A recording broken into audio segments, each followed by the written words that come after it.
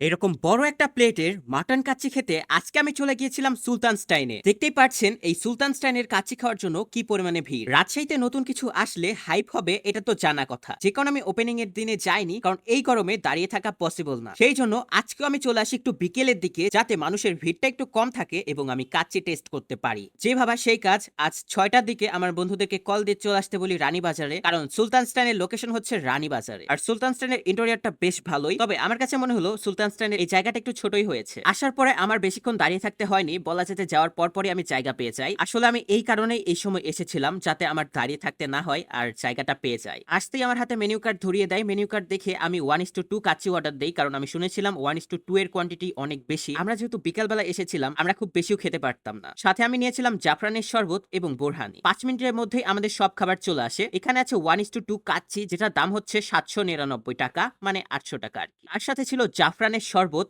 এটার দাম ছিল প্রতি গ্লাস 90 টাকা, এবং এর সাথে ছিল বোরহানি, এটার প্রতি গ্লাস 70 টাকা করে। কাচ্চির কোয়ান্টিটি দেখে মনে হচ্ছিল না যে এটা দুজনের জন্য কাচ্চি। আপনারা এটা 3 জন বা 4 জন আরামে খেতে পারবেন। আর 1:2 কাচ্চিতে থাকে দুটো আলু। আমরা যেহেতু 3 জন ছিলাম, তাদেরকে বলায় তারা একটা আলু দিয়ে যায়। আর কাচ্চি যে সুন্দর একটা স্মেল আসছিল, আমি বেশিক্ষণ থেমে থাকতে পারিনি, তো আমি খাবারটা আমার প্লেটে বেড়ে নিচ্ছিলাম। আর মজার কথা হচ্ছে, আমি নিজের খাবার নিজে বেড়ে নিতে পারি না, তাও ট্রাই করছিলাম নেওয়ার। আর এরপরে আমি যখন আলুতে চাপ দিই, এত পরিমাণে নরম আলু ছিল, আমি এক্সপেক্টও করিনি এরকম নরম আলু পাবো। এর আগে অনেক কাচ্চি খেয়েছি, তবে এরকম নরম আলু কোথাও পাইনি। আলুটার সাথে যখন আমি রাইসটা খেলাম, প্রথমে আমার মনটা একদম গলে যায়। আসলে এত মজা ছিল, বলার মতো না। রাইসের ফ্লেভারটা একদম পারফেক্ট, আর ঝরঝরে রাইস ছিল, তার সাথে আলু দিয়ে খেতে বেশ মজার লাগছিল। এরপর আমি যাই মাটন পিসে। এটা সাইজ ঠিকঠাক ছিল, এখানে মোট মিলে 6টা মাটন থাকে। এখানের মাটনের পিসটা একদম নরম তুলতুলে ছিল, আর কাচ্চির সাথে খেতেও বেশ মজার লাগছিল। আসলে আমি এক্সপেক্টও করিনি এরকম মজার কাচ্চি হবে। ভেবেছিলাম ভালো হবে, তবে এতটাও যে ভালো সেটা আমি বুঝতে পারিনি। আপনারা যারা সুলতানস্টাইনের কাচ্চি খেয়েছেন, তারা আমাকে কমেন্ট করে জানাবেন আপনাদের কাছে সুলতানস্টাইনের কাচ্চিটা কেমন লেগেছে। আমার কাছে তো অনেক বেশি ভালো লেগেছে, এন্ড আমি বলতে পারি রাইট নাও রাজের বেস্ট কাচ্চি সুলতানস্টাইন। তারা যদি এইভাবে মান ধরে রাখতে পারে সব সময়, তাহলে সব সময়ের জন্য তারাই বেস্ট থেকে যাবে। সুলতানস্টাইন যদি রাজশাহীতে না আসতো, তাহলে এরকম কাচ্চির টেস্ট হয়তো বা আমি কোথাও পেতাম না। এই সুলতানস্টাইনেরই কমতি ছিল, যেটা রাজশাহীতে চলে এসেছে। আর এরকম মজার মজার কাচ্চি হয়তো বা যখন ইচ্ছে করবে তখন যে খেতে পারবো। এর সাথে নিয়েছিলাম জাফরানের শরবত। জাফরানের শরবতটা খাওয়ার পরে